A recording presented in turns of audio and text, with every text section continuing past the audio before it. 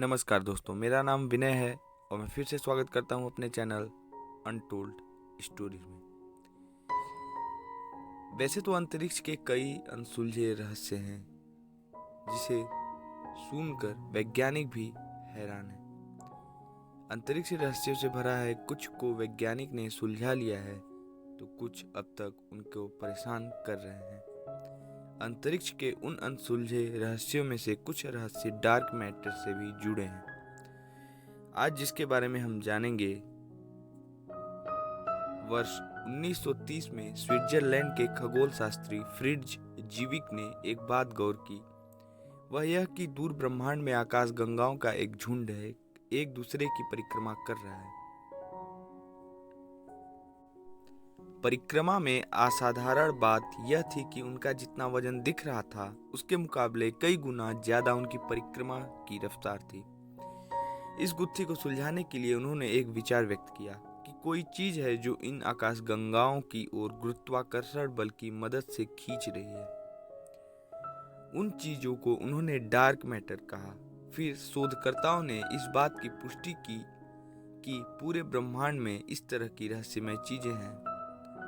उन्होंने बताया कि तारों और इंसानों जिन साधारण चीजों से मिलकर बने हैं, उनकी तुलना में ये डार्क मैटर हमारे ब्रह्मांड में 6 गुना ज्यादा है। पूरे ब्रह्मांड में डार्क मैटर की उपस्थिति का दावा करने के बाद भी वैज्ञानिक इससे जुड़े कुछ रहस्यों को लेकर हैरान हैं। आम पदार्थों के गुण पता हैं, लेकिन डार्क मैटर के गुण को लेकर अब तक खगोल शास्त्री किसी ठोस नतीजे पर नहीं पहुंचे हैं।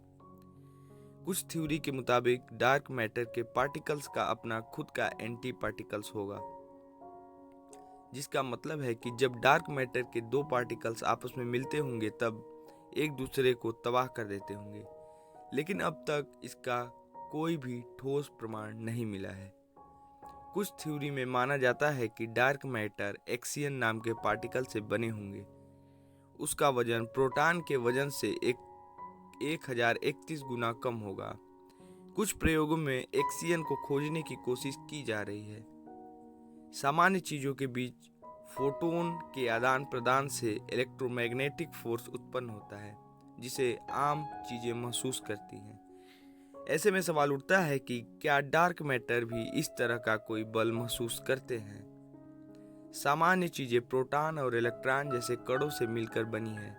शोधकर्ताओं का मानना है कि डार्क मैटर, जो हमारे ब्रह्मांड का 50% है, उसकी भी रचना जटिल होगी। इसलिए यह मान लेना उचित नहीं है कि डार्क मैटर किसी एक कण से मिलकर बना है। ऐसे में यह सवाल उठता है कि फिर आखिर वे कौन से कण हैं जिससे मिलकर डार्क मैटर बना है। यह गुत्थी अभी भी नहीं सुलझी है। अगर डार्क मैटर बड़े कण हैं तो वो हमारे चारों तरफ होंगे। वे हमें भले ही नजर न आए, लेकिन दूरबीनों की मदद से देखा जा सकता है।